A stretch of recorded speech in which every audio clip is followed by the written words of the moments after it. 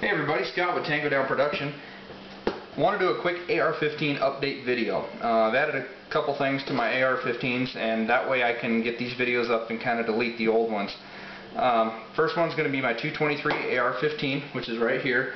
I've added a 2x7 variable magnification optic with a quick release throw mount right here on the side.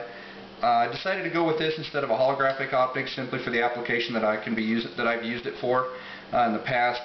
But the 2 magnification, I can shoot anything up close and personal all the way out to a good 50 yards with that if I need to. And if for whatever reason I had to hit a target a couple hundred yards out or whatever, I could switch it over to a 5 or 6 or even a 7 magnification and still hit my target effectively with that. The biggest addition that I really want to talk about is the Magpul angled foregrip, the AFG. When I first saw this introduced by Magpul, the first thing I said was, I'm not putting that retarded looking thing on my AR-15. Well, I actually got to see one up close and kind of hold an AR that had it on it, and I thought, you know, that doesn't feel too bad. I want to give that a try. So they're relatively inexpensive.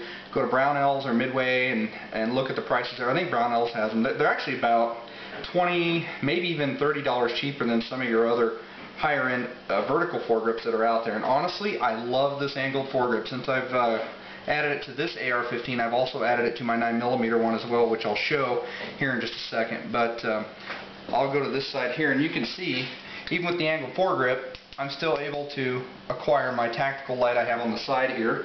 The centerpiece here that you see that it's like a finger groove here, that can actually be taken out and you can just make that flush. So it's a little bit customizable to your liking. Other than that, I haven't made any other additions other than the quad rails and the angled foregrip to this and the optic to this platform. I did decide to go with a Picatinny rail quad rail just so I could add the angled foregrip without having to add an external rail to the MOE handguards. So I did decide to do that. But other than that, and the optic and angled foregrip, this platform has not changed since the last time I did a video. But significant upgrades for me as far as user friendliness. I really like it a lot. I'm using the ladder rail covers here, which work great. I was going to use a Magpul M-Bus backup sight with this system, but and something I want to point out, this actually has a illuminated reticle system, red or green. And at one point I did have the Magpul M-Bus backups on here, but I would have to remove this optic in order to acquire them, which is just a lot of wasted time, I think, in the heat of battle. So I decided not to go with those on this platform, because if in an event that my the illuminated portion of the reticle doesn't work, I still have the black crosshairs on the inside, and they are mil dot.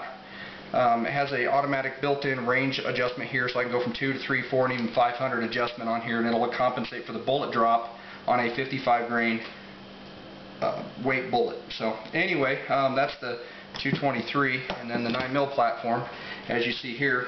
Again, just add the angled foregrip. This platform here is exactly the same as it was before, minus the angled foregrip. So I've added that. And I'll tell you what, I absolutely, again, I just can't rave enough about this angled foregrip. I just love it. So anyway, guys, there's that. And my last and final piece I want to talk about is this bad boy. This is a 30-round magazine for my Glock 23. Kind of ridiculous looking, to give you an idea. That's what it looks like in the platform. Yeah, it's stupid looking, I guess you might say, but when it comes to a gunfight and you need bullets, it ain't about being pretty, okay? It's about getting the job done. So, and just so you're aware, this magazine is strictly used as like a glove box mag. I might throw in the glove box of my car fully loaded, or in the center console of my SUV type thing. So if I'm in my vehicle and I had to utilize my weapon, or if I have to fight my way back to my vehicle and I had to reload, this is what I'm going to want to reload with, because that gives me 30 rounds. So it's actually listed here at 29, but with the rest on the bottom, it gives me an extra bullet. So I get 30 rounds in this bad boy. And I am able to load this by hand all the way up to 30. It's really not terribly difficult. You can even use the Glock load assister that goes over the top and then put your rounds in that way, and that works pretty well. So I picked this up at the local gun show for about $20.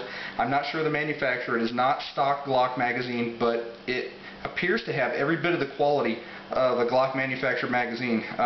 Hopefully I'll be able to get out to the range and get a video putting some lead on a target with this bad boy.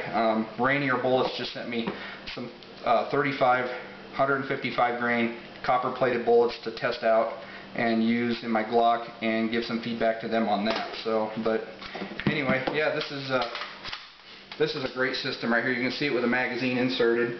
I just absolutely, again, I can't rave about how great that Magpul angle foregrip is. So, anyway, guys, I guess that's really about it. Take care, be safe out there, and remember, it's better to have it and not need it than need it and not have it.